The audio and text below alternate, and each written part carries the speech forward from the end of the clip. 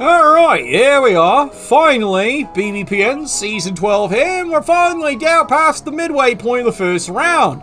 If you'll have to ask me, how bad could it possibly be? You're clearly new here. Week 4. Oh, strap yourselves in. No, this is definitely strap-on time. Oh, main Ace Division, there's something rotten in you, and it starts with elves. Alright, let's go and talk about this division, what's been going on after the midway peak, and now we're into week 4 done. Let's go and take a look at the firms and see who has survived. Alright, the unsuffering Sandwich Makers, the Havling team. The Sandwich Masters have been absolutely amazing, but,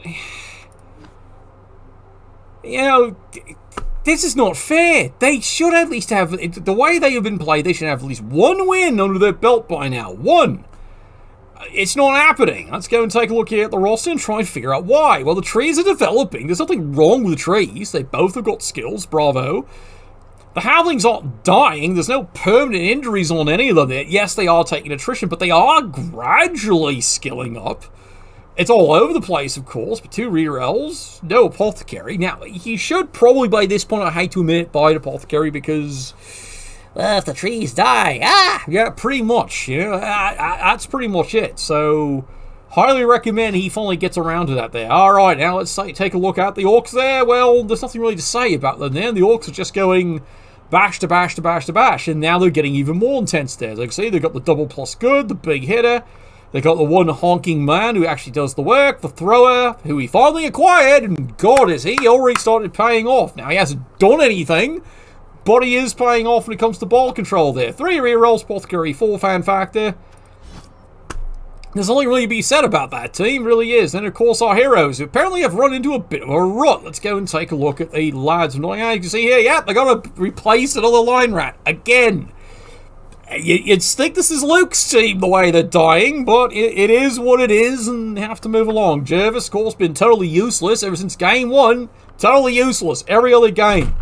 He really is. Why did he buy him? I have no idea. Must have been the free hooker he was offered. But however, the gunner's doing the job, thrower's doing a job.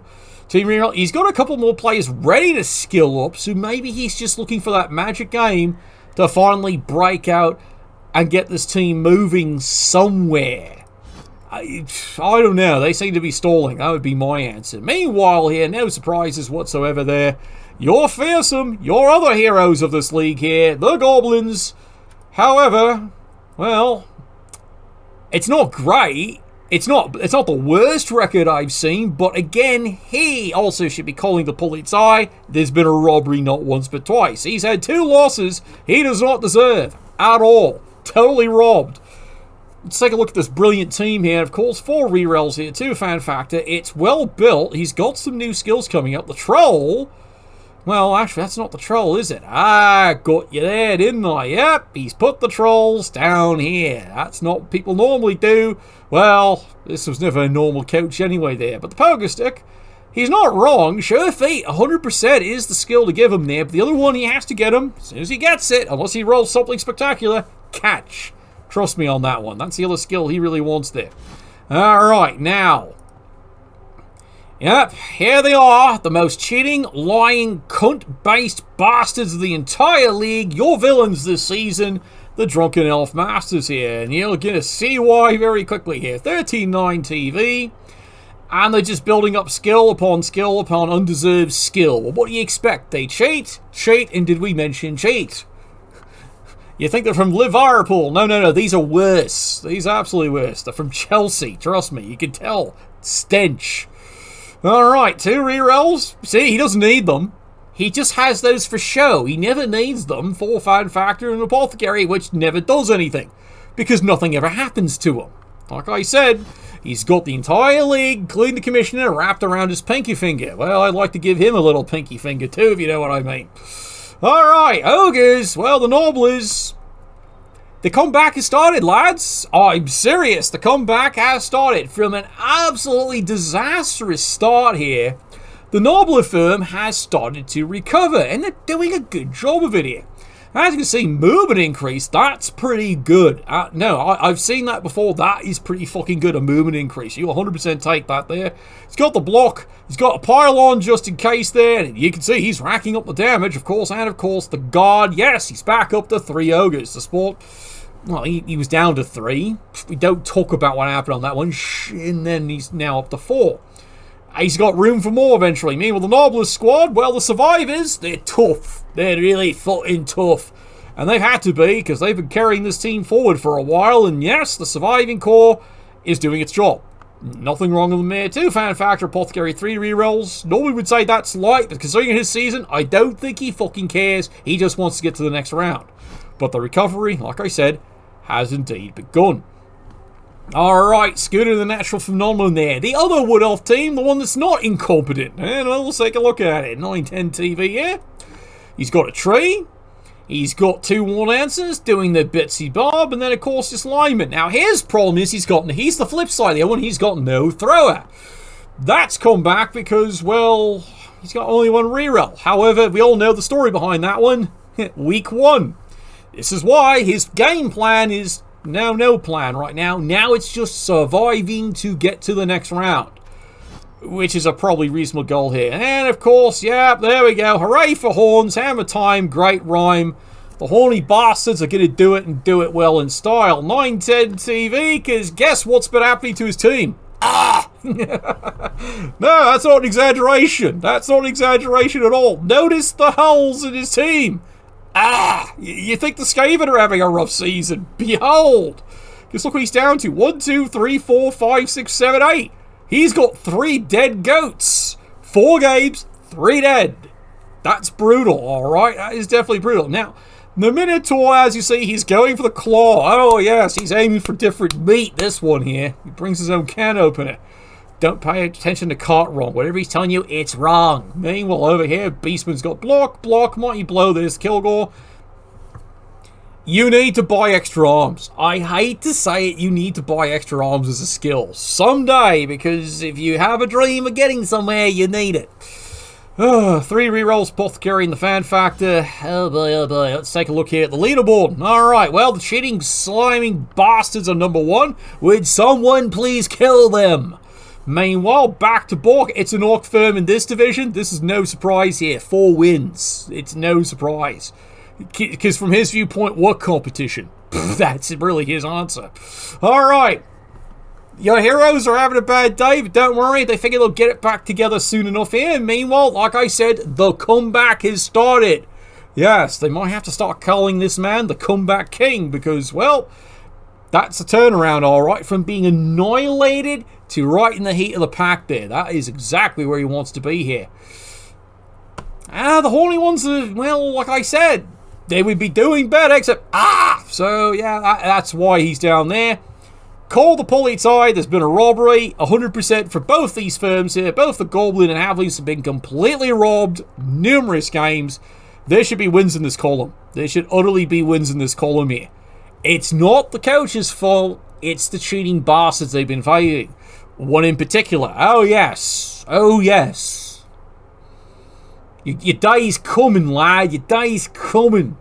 You're going to get it right up your nibbler. Alright, and meanwhile, finally right there, I'm sorry, Scooter, you're in a nasty league. You really are there. Some days you do better, but that day 1 death of a War Dancer, you've been recovering ever since. Now, by the end of this, you should probably get a win or 2. But let's go and take a look at the schedule to see if there's any hopes of that. Alright, let's take a look here. Well, the Beasts are up against the Goblins. Calling that a Goblin win. Finally, overdue, the way it should be. Our heroes finally get their chance to beat in the cheating bastards. I fully expect there will be many a dead elf. There better be, or these lads aren't coming home. I tell you that much there. This is going to be a weird one to call. Because, like I said, the great comeback has happened there, and he's full of spite, vinegar, and a weird itching rash, and that's just the Orc coach. So, anyone's game, really. I think it's just going to come down to, can the Ogres do the job to keep the stars alive? Well, we'll see. The inducement phase may be the biggest thing on that one there. Well, there it is. One of them has to win it. One of them had better fucking win it. We know who we're talking about right here. Yes, we know who we're fucking talking about. You better find a way to win. Alright? Which one am I encouraging? Look, you tune in later on the cast when that game happens, you find out. No, really, you find out. You gotta pay for that. And now let's go and have at least talk about here Jelly Division after they've now finished up week number 4. Yes, things are going, I'm not so sure I'd say swimmingly here, but now we're at the midpoint. They're already past it, and we're going to see now how Jelly Division is starting to shake up. And of course, you know, seems like no divisions without controversy. Oh, well, maybe that's early days indeed for, well, week number 1. We'll see when the controversy really starts kicking in after that. Alright, step number 1 here. Saturday's Requiem, of course. The Wood Elves here. Yep, 4 games, 1050 TV. Guess what? Means his team is relatively intact.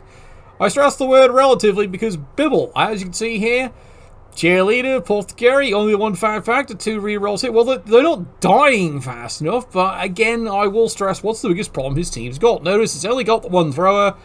Still has 2 War Dancers, but you think at this point here he'd be developing? No, it's not happening this team. It's really not happening. No catches, and will there ever be a tree? Well, maybe we'll wait until the second round to find out if that actually ever happens here. They aren't a surprise, but everyone's looking forward to what the defending champion can do here. The Fabulous Fungi are having a great run here. Let's take a look here at the roster. At the midweek point here, and let's take a look. 4 fan factor, 3 team rerolls. And building up good skills. Now, you can see here, this is always going to be the bane here for any Nurgle team. Well, I don't think it's a bane for any Chaos team, but especially Nurgle team. It takes a long time to get skill ups. Why? Because it's the nature of how the team works. Again, I've discussed this numerous times.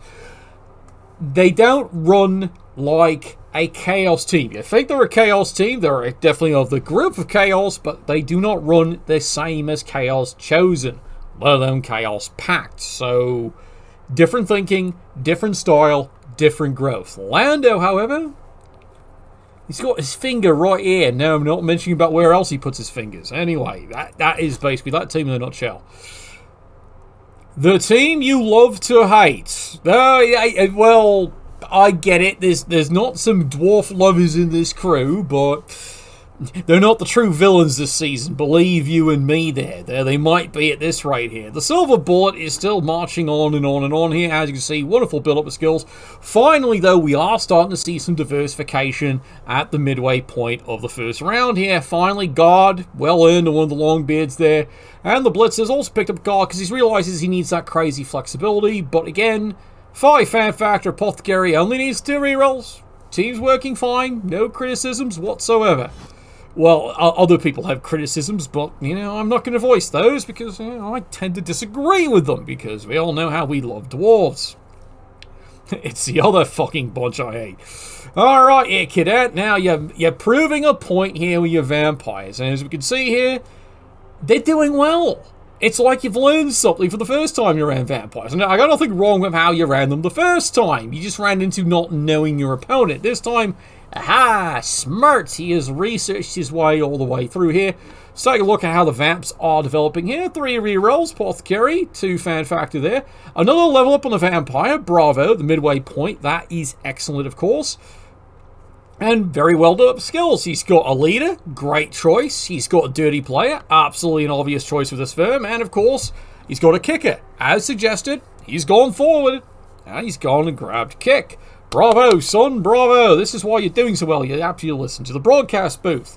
Now, you still notice there he's now starting to get space. Well, yes, thralls are starting to die. It happens. However, with this kind of money left over, it's a matter of time for him buying Vampire number 4. At this point here, it's about a matter of time. He's achieved his objective. He's done well. Then there's this bunch. Well, taking a look at the history here, you can see they've started turning it around. Remember they started off lousy? Well, here they are at the midway point, and it's a turnaround, all right. It's not the way he wants to perfectly, but no. This is definitely a turnaround. This is forward progress, lad. This is definitely forward progress here. Let's take a look at this Dwarven firm here, and you can see, yep, they are starting to skill up. They're figuring out where the fuck their feet are. You have to shave your beard first, then you can find it. Absolutely. 3 rerolls there, Apothecary, 2 Fan Factor, and gradually skilling up. There's nothing spectacular about this dwarf firm other than that they finally figured out how to win games. No, seriously, they finally figured that out here. And then, of course, the Amazons. Yes, Amazons. Usually a highly favoured team early on in any growth league here. Turn 80 TV. Let's take a look here at the ladies. You can see, yeah, the punishment has begun, but you know what? They're fine. They're fine right now. 3 rerolls, Apothecary, 2 Fan Factor. Getting good skills here, there. Got the guard. Excellent skill choice there. His biggest problem is the thrower still doesn't have sure hands. I'm not joking. You actually need that because you need the rerolls for everything else that's going to go wrong. Seriously. That is actually the first skill she buys unless it's an AG increase. Anything else, you don't care. Sure hands. Okay, strength increase maybe, but then you change your tactic entirely. You become a rugged team. Alright, do we need to talk about these fine lads? Well, yes, we need to hear about these fine lads there because they are making Sherwood look marvellous here. This is what I said about and why we love this coach. Never quits. He has been finding ways to try and make this firm work. It's a work in progress, I'll grant that, but aren't we all in that matter when it comes to trying different firms? Let's take a look at the Pro Elves, and you can see here, after being battered up, here we are after week 4, and well, they're still beat up, but they're looking better. The lads are looking better there. He's got the blodge there going. And you can see here the catches. Well, one's beat up, but that's fine there. He's got the Wrestle on Guar there too. Fan Factor, Apothecary reroll there. It's not terrible. It's not great, but it's not terrible. Again, like I said, this is why we love this coach. Never quits. All right. Speaking of never quits there, one of these days you might have to learn what the word means, I tell you. Yes, there we are. The People's Champion, of course, there. 760 TV left on his roster. What's gone wrong, son? Oh my God, what has gone wrong with this team? Everything, sir. Yes, broken flesh got. Where's the other one? You don't want to know. No. Grimwald's pleased. He's got a new person working in the back lot, but, you know, I don't think Panda is. And then meanwhile, busted ass again on the werewolves. What is with you and your fucking mutts? I swear, nothing goes right for these two. And then meanwhile, the whites, the zombies can't hold the line. So, yeah, you can see it there. 1, 2, 3, 4, 5, 6, 7, 8. Yep. Going into game 5, 8 players. A Necro team down to 8 players. He is not having fun at all. But then again, this is Panda here. He doesn't even know how to spell the word quit. No, I've tried. I've asked him. He spells it, you know, W-H-R. He's got this whole weird spelling of it there. 2 rerolls, 2 Fan Factor. And apparently a Necromancer doesn't do his fucking job. He really doesn't. Let's take a look here at the leaderboard here after week 4. Now remember, you're not eliminated.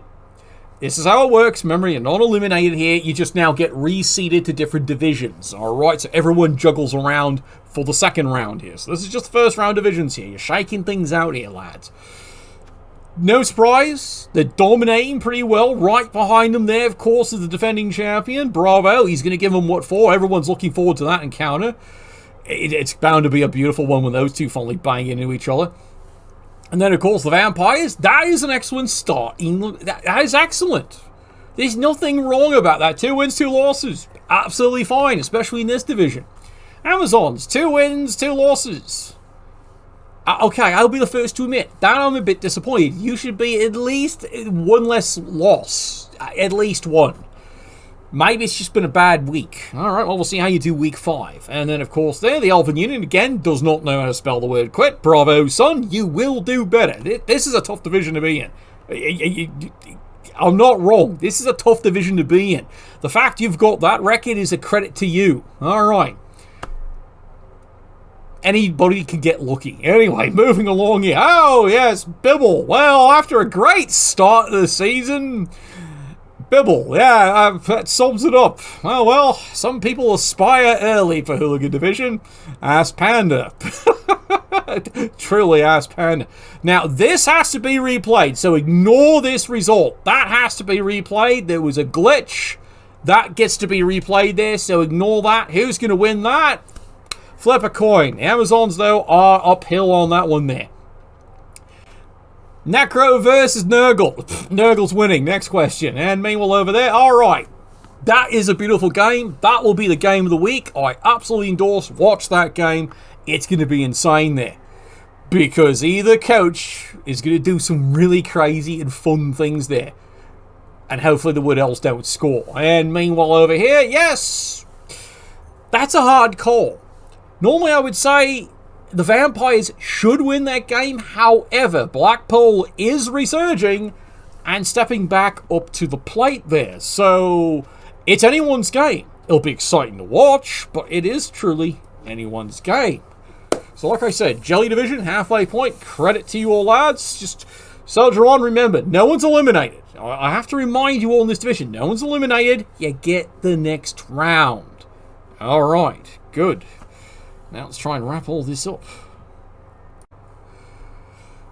Typical of Peter Butt Division, you wait and wait and wait for them to finally get the week over so you can actually, review them. And then they go ahead and just suddenly spits the sports there. So this is technically like a week 4.25 review because they've already gone in and pissed a game in.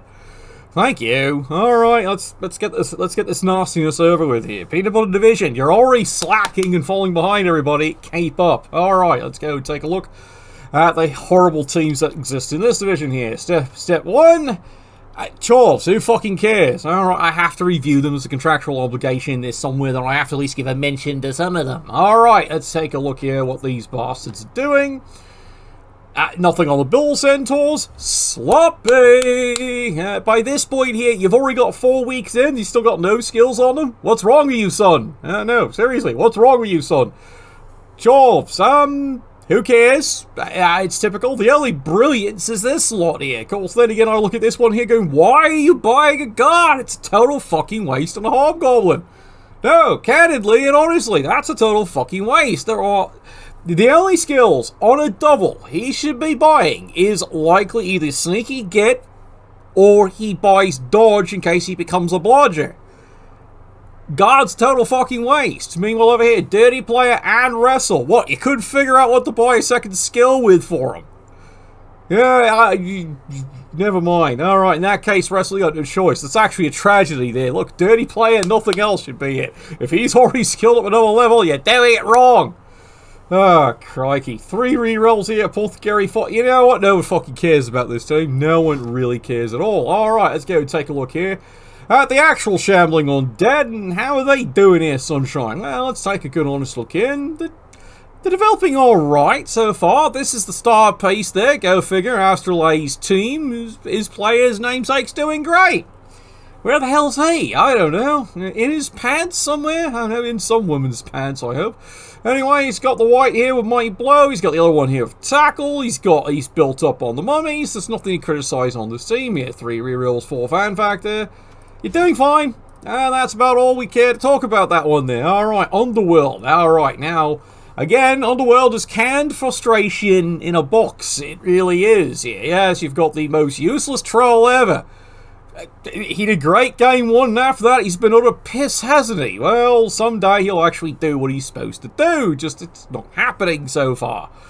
Anything else exciting on this team? No, he's just got the double thrower because, well, you might as well at this point here. 3 rerolls, Apothecary. There's nothing exciting in this team. There's no Unisequois, so I don't know what the hell the problem is. I'll talk to the players, Lily, in that one there. Alright, the Fisting team. Good God, what the hell's right with this team? I'm still trying to figure this one out here because for some reason the team's performing. How the hell are you lot in this division allowing that to happen? No, candidly, how the fuck are you letting this happen? Alright, well, he's got the star, Blodge, sure hands, and now he's starting to get skills. As you can see, his biggest problem is just how diverse his team really is. It's spread all over the place, but if he gets into the second round, he's going to be an explosion of Dirty Player, Dirty Player, Dirty Player, maybe the old Kicking Dirty Player. You're not going to stop him at that point there. 4 rerolls, 2 fan factor. People are cheering for him. He doesn't know why, but they are. And you can see the TV is slowly starting to creep up. Even to his shock. Alright, now let's go and take a look here at the poor human firm who somehow drew this division. Rough division, isn't it, lad? No, it really is rough. Alright, Ogre, well, the Ogre's got work to do. He really does here. Alright, you've got the Blitzer, he's got Blodge, well done. Blodge on the other one, yes, you've become the ultimate Eskimos. You really have become a blodgy team. And there's nothing wrong with that. Humans can actually do that fairly well, so no surprise there. Gee, I wonder what his skill's going to be. Insert laugh track here. Thrower, of course, well, he's got dodge again. That's a waste of a double, son, unless you really are solidly going for this theme. That is a waste of a double. But alright, if blocks your next one, fine. You know, then there really is a theme here. You're going to be the dodgy McDodgersons of the entire league. 3 team rerolls, Apothecary, 5 fan factor. They're doing something right. Don't know what, but they're doing something right. Alright, arseholes. You want me to talk about you? Fine, we'll talk about you idiots. Guess what? You suck. Alright, okay, I'll sum it up. He's got the kicker, who cares, but that is actually a surgically good player to take the Hobgoblin. 84, the dream has come true. There's your ball handler. They're done. Alright, see? See? Somebody actually knows how to run bull centaurs. Take notes. Alright, and meanwhile over here, well, no one fucking cares. But you can see he's got the right attitude. Unfortunately, everyone's got the right attitude towards you. Beat you into the fucking ground as you rightfully deserve. 3 fan factor, Apothecary, 3 rerolls, yada yada yada. Alright, now the Great Recovery team. Yes, these are now becoming the interesting Cinderella team of this league, considering what happened to them not week 1. Well, they're getting beat up again. Okay, surprise. Well, again, glass cannons. This is what happens to Norse teams. This is why, to be honest here, a Norse team always needs padding. Because this will happen all fucking season. I'm not lying. In fact, you should be firing this arsehole and hiring another one. Because, no, honestly, you've got the money. They're only 50k. Fire the arsehole. Hire a new one. It's simply self-explanatory here. Meanwhile, your berserkers are still trying to recover here. You got Ufurfu. Oh, notice, yes, of course, he's only got the 1 throw, he's got the 1 runner. Well, maybe that's what his goal is. He's trying to build up for it. But he's got a long road ahead of him there. Alright, and here comes the young and upstanding little ogre firm. Alright, so yes, they're new here. Clearly they're new here. Bonk! Yep, again, they're out an ogre already. That was quick. And as for the Noblers, well, they're not dead yet, but they're not the superstars over in the other division. And meanwhile, 3 rerolls, Apothecary, fan factor. You got a long road ahead of you, son. A long fucking road. Alright, let's go and take a look here at the leaderboard. Now, remember, they have gotten a game in because silly biddies couldn't wait till the review, so they already got a game in. So as you can see here, assholes. That sums it up right there. Meanwhile, falling behind them, hey, look, you're doing fine. No criticisms, human firm. You're doing fine. That's right where you want to be. You're doing an amazing job. Keep it up. Meanwhile, yeah, the Shambling Undead. No surprise, you got a good record. It's never a surprise around here. And then meanwhile over there, fuck off. Alright, that sums it up. Alright, the team you never thought would be sitting right in the middle. Yep, the joke team. They're sitting right in the middle. You're in the wrong division, son. Alright, the recovery, well, it's a long road to Tipperary. Well, they've been tipped, alright. Meanwhile over here, they've got a draw. Well done. And yes, you're waiting for the next round, son. About sums it up right there. You're waiting for the next round. Let's go and take a look how week 5 looks. See, these arseholes already played. And look, it's another fucking tie. No surprise. That should be an Underworld win. Problem. That team doesn't realise that. They're too dumb. There's no brains among them. So you're in trouble, son, because your opponent doesn't realise he's supposed to fail. And that's a problem. You better dig something out of your pants and smack him over the head with it, because otherwise you're not winning that one either. And the slide will continue. Alright, you'll do Astrolabe proud. Meanwhile over there, alright, the battle where you never hope so badly both teams lose. That's the one. I want mutual annihilations. Make that happen. Alright, I want to see dead bodies everywhere because no one will fucking care. Alright? Well, I'll care. I do. Tear in my eye. Yeah, definitely a tear in my eye. And there we go. Well, the Norse, normally I would say, are looking forward to that game. I don't think they are. Glass cannons, the lot of them, they're not looking forward to that game. They're going to get hurt. Yeah, it's truth in television. They're going to get fucking hurt. But that said, the Ogres hopefully maybe can put the first win in the column and put it all together. Alright, Peanut Butter Division. There it is. We love you. Except for two of your teams. Two of your teams can just fuck right off. I know, week 4, and already you're starting to see how this season's starting to develop. But like I said, the great thing about BBPN is, after the first round, it all goes shika, and it all goes into new divisions there. And you've always got Hooligan Division, lads. Even if you're having a total disaster time, Hooligan Division, very unique to BBPN. This is where you research. Okay, let's see you lads do the miracle. Come forward. Enough all. Would someone please stop blessing somebody's dice? No, not the dwarves!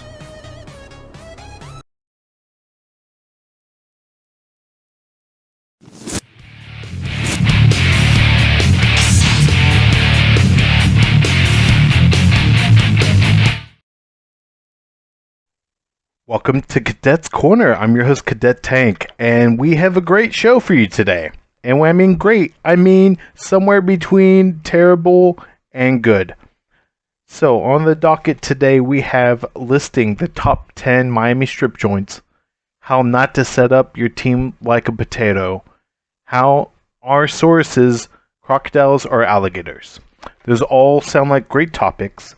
Let's start with how not to set up your team like a potato, and then we will move on to the other two. Right, so let me pop up BB2 and get right into this. You only have so much time. Okay, so to not set up like a potato, you have to play more like me. If you're going to play more like me, you have to know how to set up. So, general rules that I go by when I go set up my team. I always set up like there's going to be an impactful event. No matter what, I always set up like impactful events, blitz, perfect defense, quick snap, and there's that other one, something about time going forward and backwards. Nobody cares about that one though. So when I set up, I always want to keep that in mind, because a blitz will lose you the game or win you the game. Okay, a person with a perfect defense, if he rolls it and you set up bad, not considering it, that will lose you the game. And quick snap will just get you more punches in the face. So if you look here, if the dwarves were on offense, they would be set up okay if they're blitz, but there's a problem here. Another rule I keep in mind is I never put more than 3 players on defensive line. Everybody knows that. Simple. But what most people don't think about is how many people they put on the offensive line. I see some people do 5, I see some people do 6. People put as many on there as they think they need to get all those first term ashes. I'm here to tell you, have to put more than 4 on the line, it's killing you on your setup to stop the blitz. And stopping a blitz is way more important than you getting the extra hit in. 3 things I like to ask myself every time I do something in the game. Will this lose me the game? Will this win me the game? What is the risk associated with it? Getting the extra block is not going to win me the game. It could lose me the game. And so I put that into my factors. If you look here, there's 5 dwarves on the line. This 5 dwarves makes my offensive setup risky, because if he does get a blitz, one of my 2 outside guys are going to get served. He also, if the ball lands in one of these corners, it's going to be a lot easier for him to recover it. And he'll be able to penetrate real deep on blitz. So even though I keep my tackle zones connected, it's weak. Now how would this be fixed? Now if I just said, okay, I'm only going to put 4 guys on the line, let's say I put 2 on the outside, 2 on the outside, or no, put 2 here and then 2 here because we want to touch him in case there's a blitz. I could then take the extra guy, put him on the corner, so this guy can no longer get blitzed off. And then I can scoot them over and then have another guy on the other corner. So I can close off the corner and he not get blitzed. So we're talking he moves over 1 and then there's 1 here. He moves over 1, there's 1 here. And then I still put the guys in the middle and now I'm protected for the blitz and from a frenzy. All because I don't have that 5th guy on the line. That 5th guy on there makes a big difference. Now we see another example of premium potato. You see here that even though I probably would move these guys in, everybody's on the line. Now if that blitz goes off, they're definitely going to run around you and they could possibly get the ball. All because you want one extra punch. It's not necessary. It's not needed. Don't do it. Here you see that the Norse are on the offense and you see that they have all those punches to give. You know what? That's absolutely fantastic. Until that guy rolls that perfect defense, moves them back, now you have everybody stuck on the line. Or they blitz, they get that first hit off, and they throw off how many guys can actually punch back on the line. Now you're throwing one-eye blocks, or they have guard, or you go and you roll and you go, oh, I go 1 and 9 until 1 and 9. Not such a big deal on a Norse squad or a Dwarf squad. If you're playing Chaos, big deal. Boom. You lost your turn, now they're rolling you over. Can't tell you how many times that's happened to me. Where I went 1 and 9, my opponent set up on the line like a potato. I said, okay, I'm going to out potato you. And then boom, first roll was 1 and 9 to 1 and 9, and they punched the shit out of me. So here you see an example of not out potatoing your opponent. Instead of saying, okay, I'm going to try to out smash him on the line, I put 3 guys down, each one touching a player in case there's a blitz. And then you look here, most of the tackle zones are connected except for one, but that's not such a big deal. One, because it's dwarves. Two, if it was somebody else, these are still connected, right? So they would have to blitz him down to get in here. And you know, it comes down to percentages. What's the likelihood of that happening? You could put that guy there and then just hope the ball falls near you, but it's probably better off just to measure how far back your one guy is and make sure that he can go and cover majority of the field. Sometimes you gotta think about your setups and say, hey, what is the risk associated to this, and am I okay with this? Here, everybody's off the line so they won't get stuck there, and you have people that can either one-way blitz one way or the other way. If he perfect defenses, it's not going to hurt you. If he blitzes, it's very unlikely that he recovers the ball on you. And if he gets a quick snap, no problems.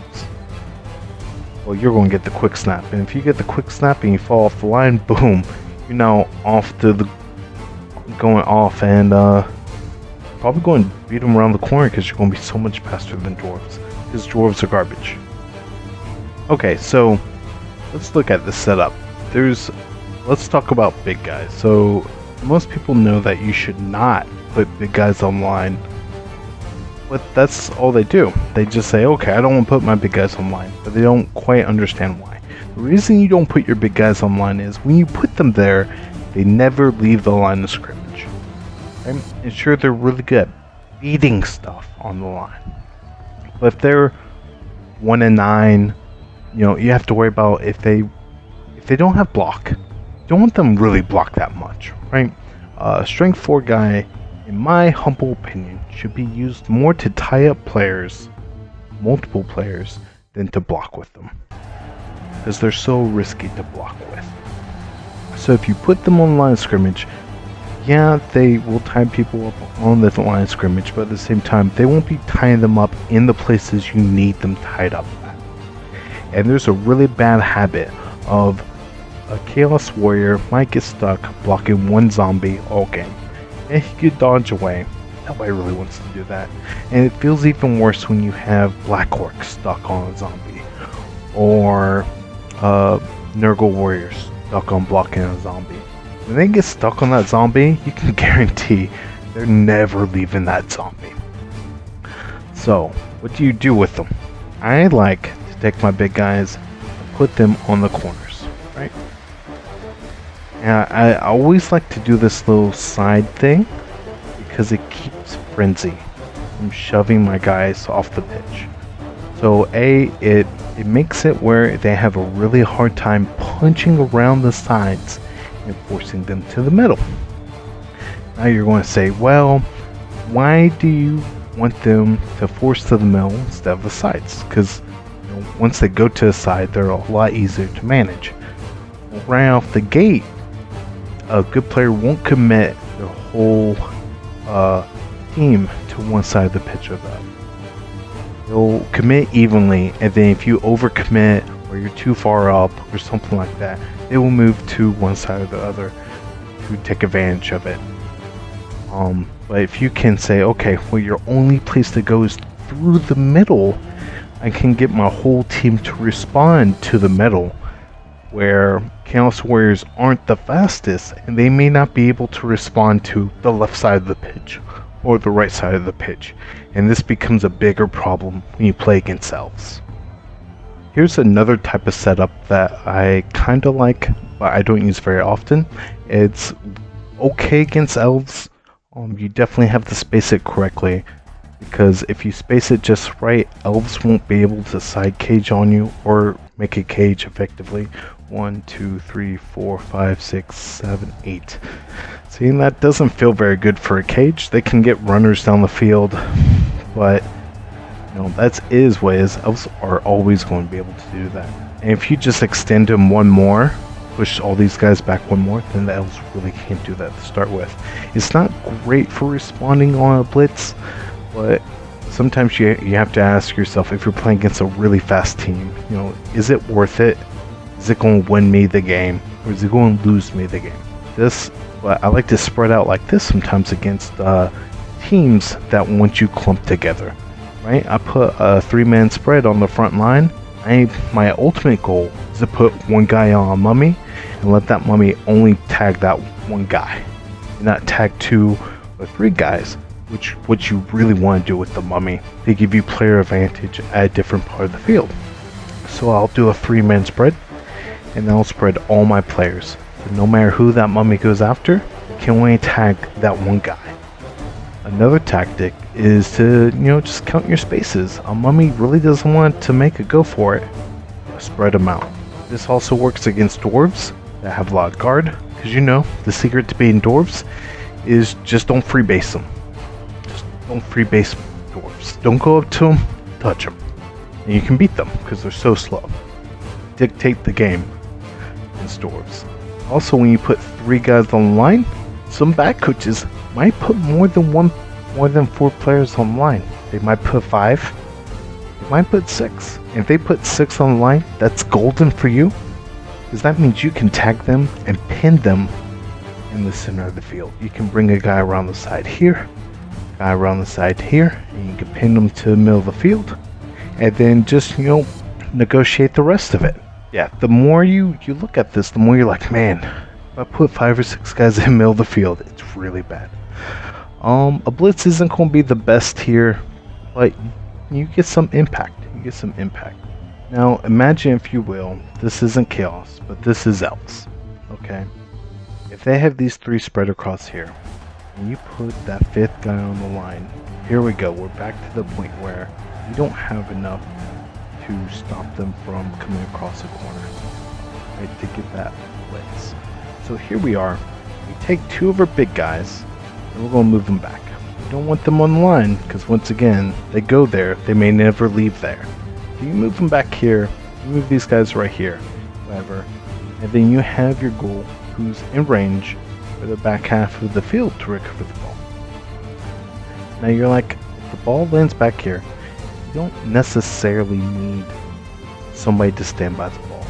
It's always a good principle to have a second guy there in case you fumble the ball, or maybe even 2 guys. But if it's in the back half of the field, nobody's going to be able to make it back here to stop you, so you can always run him back and run 2 other people back to help you assist in the middle center field. But here, you're not going to get a 4th block, per se. But you get 3 blocks. Block here, right? Safe block will block. This guy moves over, he blocks here, and then maybe we move the mummy up and he'll block here, and he has 2 assists to block off if he needs it. Maybe we bring this mummy up, shift this guy over, move people around as we need them. Right, but this looks like a pretty safe setup. There was a elf lineup around here. What's in here? Look, tackle zones together, Coming through the center, not the best. They could blitz here and then come through here, but man, they still have tackle zones here, so it's not going to be super easy, right? It's all about just trying to mitigate the risks. It's not going to be perfect, but it's much better than if you had play on the line.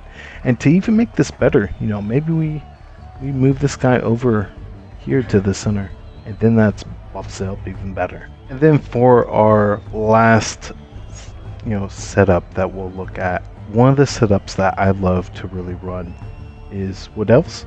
This is a defensive setup for Wood Elves. Now, I don't want to talk about my offensive setup because you guys know how that is. I just literally put 3 on the line.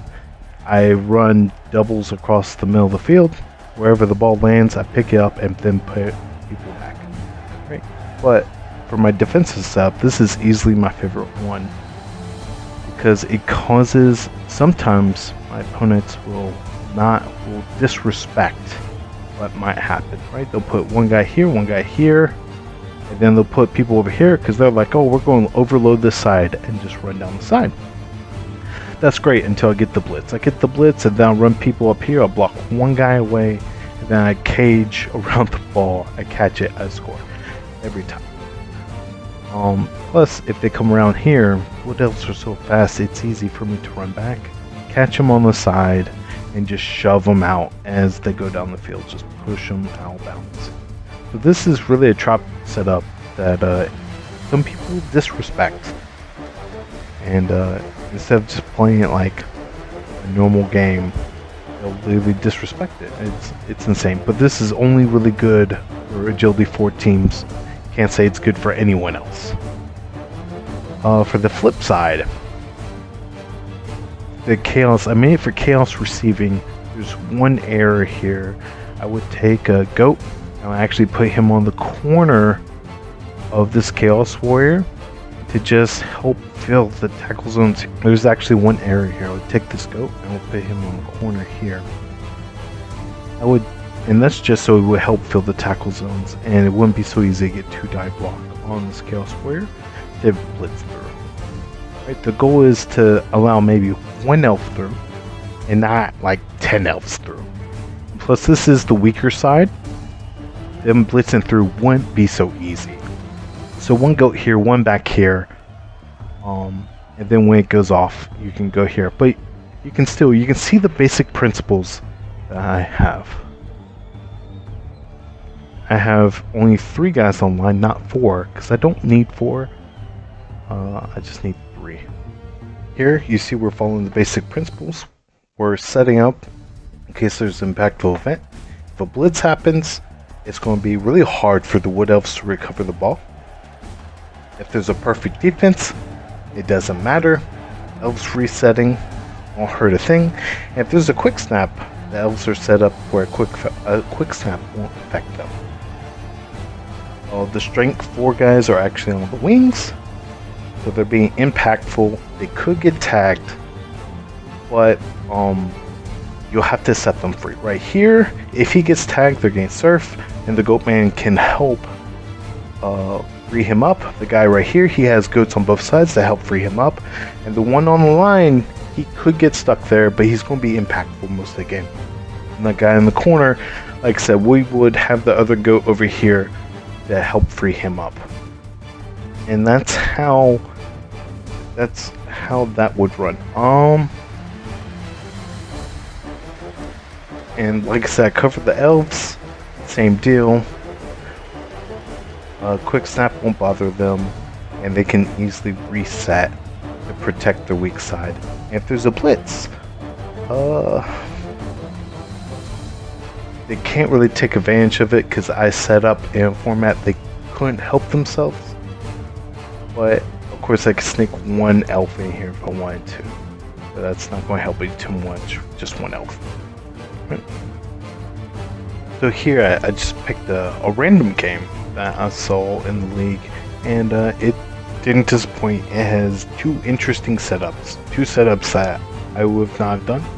And I'm sure each coach had their own strategy behind it as they were thinking about the implications of how they're going to make the drive and stuff. But I'm just going to point out some small details here that could have led to disaster for the dwarf coach before his setup. The Amazon setup is okay. I think I would spread them out just a little bit more because I don't want too many dwarves tagging each girl because they have tackle, and I don't want to get into a fist fight with them, right? So I want to be able to be mobile and not get tagged. They're a little too close together for me. If I was playing Amazons, I would definitely pull them apart. But let's actually talk about the dwarf coach because his drive is interesting and it breaks some of the rules that I like to point out, right? I say not more than 4 people online, and he actually has 1, 2, 3, 4, 5, 6 guys online. The ball fell back here, but what if the ball fell right here around this lone dwarf on the right? That ball fell right there, and this is a blitz. The Amazons are going to get that ball A, and the dwarves are going to struggle to respond.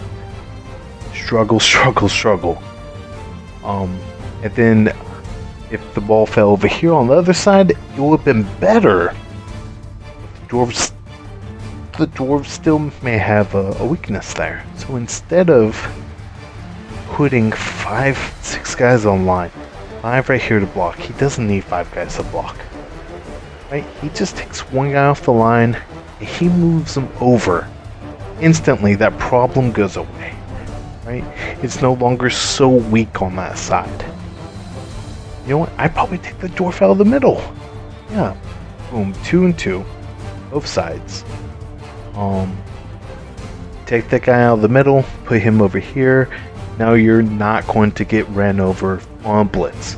On perfect defense. Same issue. If the ball falls over here, big time trouble. Because I would definitely stack on him. So this guy can't move. Just make it so he can't move. Make it so this guy can't move, and make it so 2 others can't respond, and then I just stack the rest right here and say, okay, you better recover this ball or I'm going to run lightning fast down the field, right? Instantly, a perfect defense says these 6 guys can't move,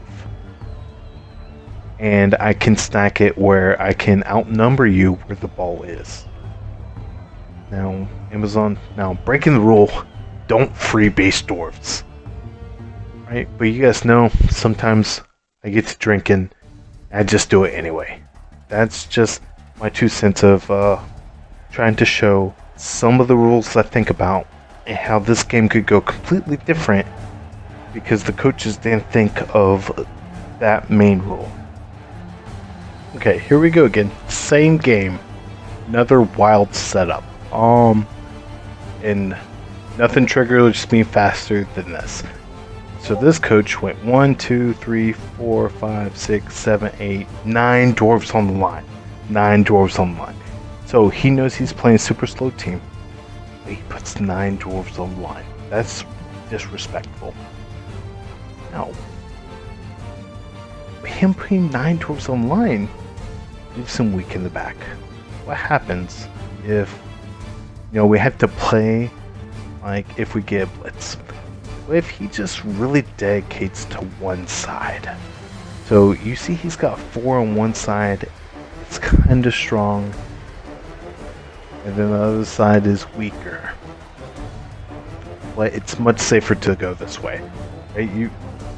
Just because making this corner could be risky. So what if just really dedicates to the side? He goes, okay, I'm going to blitz this guy off the corner. I'm going to run these guys up. I'm going to string them across here and give me a heavy screen and go down the side. What are the dwarves going to do? Oh, and the kickoff event for this was the timer, so they bump back the timer another turn. You're talking Amazon's rolling free down the sideline. So you put Amazon here, Amazon here, Amazon here, just in case there's a blitz. And you put one here, or they're dwarves, so maybe just one here, and you load really heavy on this side, and boom, you're going to hit this, go off the sidelines. Interesting setup, to say the least, and definitely going to see what happened here. Alright, so another portion of the same game. The coach returns the favor and they go and put everybody on the line. It's 1-0 if the game goes perfect defense. He says, okay, I'm going to line up door for you on the line. What do you do then? Right? Are you going to start taking your one-die blocks and hope for the best? None of your Amazons moved off the line. What are you going to do? 1, 2, 3, 4, 5, 6, 7, 8, 9, 10. He even outnumbers you. He purely outnumbers you too. So what happens if he just says, okay, I'm going to match you line for line? I'll leave one safety. Now you're in a shithole if you roll that perfect defense. You're also in a really shit spot if he rolls a blitz, because the same thing's going to happen. He's going to trap everybody on the line. You have to make decisions between dodging off the line and then making one-die blocks. Neither one are good, because that's when Nuffle says, I'm going to make an impact on this game. Right? It would have been equally as good if you would just put 4 people on the line and put these guys 1 block back. Put 1 line, 1 block back. Yeah, they're 1 square short, but at the same time, you can still get people where you need to. You can still make a screen on the side, get your 1 catcher here, so when he comes in to hit you, you throw it, your catcher still goes up here. You still have your 1 guy that can sneak over here. You still get your 3 blocks, right? But you put them on the line and you risk all of them getting touched against dwarves, and you know the rule: don't freebase dwarves, or don't let them freebase you, right? Just another reason where I'm like, I felt very awkward about making video talking about setups, and then I watched this game and I'm like, oh, okay, well, maybe some people could use it. Not trying to hate. I hate. Whatever, fuck it. People are going to get pissed. Alright, so that's helpful tips to play like me so you don't set up like a potato. Maybe they're all terrible tips. Maybe none of them are actually good. I don't know. But that's what I use. So you guys will just, if you want to play better, just do that anyway. Yeah, I'm sure it'll be fine. That's it for Cadet Tank's Corner. Sorry that we didn't get to our other topics. We'll move them to next week, where we'll cover the absolute best strip clubs in Miami, and if sources are crocodiles or alligators. Alright, that's it. Catch you guys later.